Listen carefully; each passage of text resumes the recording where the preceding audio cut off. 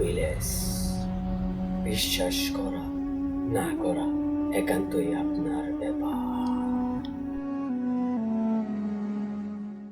আমার একটা হলো স্কুল লাইফের বান্ধবী ছিল। এই ঘটনাটা হচ্ছিল 2016 সালের ঘটনা। আমরা তখন ক্লাস 9-এ পড়ি।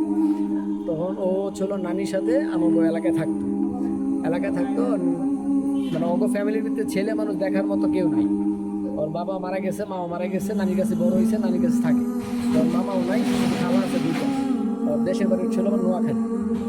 তো ওই জায়গায় নানির সাথে থাকতো। আর ভাই হিসেবে হোক বা যে কোনো একটা সাপোর্ট হিসেবে ছেলেদের, ওটা আমি আর আমার একটা বন্ধু আছে, নাম হলো রনি, আমরা দুজন মিলে করে দিতাম। তো এরকম ওর দাদির আবার নানির অনেক ডায়াবেটিস ছিল, মেডিসিন টেডিসিন সব কিছু এটা আমরা এনে দিতাম, দিলেও সব কিছু আমরা আর্থিকভাবে সাহায্য করতাম। ও একটু গরিব ছিল আর কি। তখন নানি স্টক করে, ডায়াবেটিস থাকাকালীন স্টক করার পরে দিয়ে কোনো কথাবার্তা বলে না। হাসপাতালে নিয়ে গেছি আমরা। নিয়ে যাওয়ার পরে বাসায় মানে সুস্থ হয়েছে। হওয়ার পর 15 বা 10 দিনের মধ্যে আমরা বাসায় আবার নিয়ে আসছি। মহিলা মানুষ সুস্থ, একদম পুরো ঠিকঠাক, বোঝার মতো কোনো কায়দা নেই যে অসুস্থ আছে কীভাবে।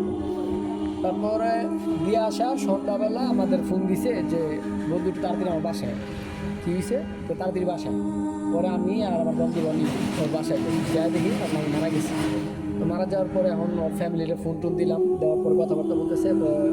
আমার সাথে একবার বললো যে বাবা তোমরা যা করা লাগে একটু কইরা দাও, আমরা যা খরচপাতি সব কিছু তোমার পরে দিব। আর আমরা রওনা দিতে আসি, নোয়াখালী থেকে আসতে একটু সময় লাগে তো জানো। পরে আমরা সব কিছু ডাক্তারের সাথে কথাবার্তা বললাম। তারপরে ডাক্তারের চেক আপ সব কিছু করে মানে একদম মারা গেছে শিওর করলো।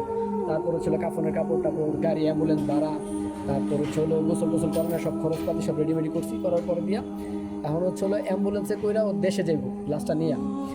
তো এই মধ্যে ওর খালা, আমার বান্ধবী হচ্ছিল, ওর খালা আইছে, নোয়াখালীর থেকে আইছে। কারণ নেওয়ার মতো কেউই নাই, শুধু ওর নাতি ছাড়া আর কি। তারপরে এখন হচ্ছিল কোনো পুরুষ নাই। এখন বলতেছে যে লাশের সাথে যে যাব এমন কেউ আমার নাই, বাবা তুমি লগে লও বা তোমার বন্ধুর সাথে পাঠিয়ে দাও, যে কোনো একজন লোক। তখন আমি রাজি হই, আবার ও রাজি হয় না, আবার ও রাজি হয় আমি রাজি হই না, এরকম একটা অবস্থা। মানে একা কেউ যাইবো না, যাইলে দুজনে যেতে হবে অ্যাম্বুলেন্সে করে। কারণ অ্যাম্বুলেন্সের ড্রাইভারের সিটের পাশে একজন বসে ফাঁকা ছিল। হ্যাঁ, তাহলে আপনারা দুজন আমরা পুরো দুজন ফাঁকা। হ্যাঁ। তোর হচ্ছিল না পিছনে আমার হচ্ছিল নাতি যে ছিল, নাতি আর হলো একটা খালাইছে। লাশ এখান থেকে নিয়ে যাওয়ার জন্য একজন তো পুরুষ দরকার। তখন হচ্ছিল আমরা কেউ সাহস পাই না যাওয়ার লেগে একা লাশের গাড়ি। তখন হচ্ছে দুজনে যাইতে হবে। পরে কন্ডিশন আছে ঠিক আছে, অ্যাম্বুলেন্সের ড্রাইভারের কথাবার্তা বললাম, কষ্ট করে দুজন বসেন পাশাপাশি।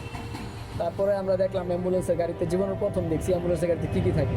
লোহা থাকে, তারপর ম্যাচ রাখে, তারপর হচ্ছিল একটা বই টই, তারপর হচ্ছিল সিগারেটের বক্স, ম্যাচ, আবিজাবি অনেক কিছু দেখছি। তখন এরকমভাবে ড্রাইভারের সাথে কথাবার্তা বলতেছি যে ভাই এই লাইনে আপনি কত বছর ধরে। তখন ভাইয়ের সাথে কথাবার্তা বলতে তখন একটা সময় হচ্ছে যে হ্যাঁ আমাদের সাথে এরকম ঘটনা ঘটে প্রায়, এর লেগে আমরা এই সেফটি হিসেবে এগুলো রাখি। পরে রাতে ঠিক 9টা বাজে আমরা রওনা দিছি এখান থেকে, আমি আমার ফ্রেন্ড রনি। আর পিছনে বসছিল লাশের সাথে মানে আমার বান্ধবী আর ওর খালা যে আসছে আর কি।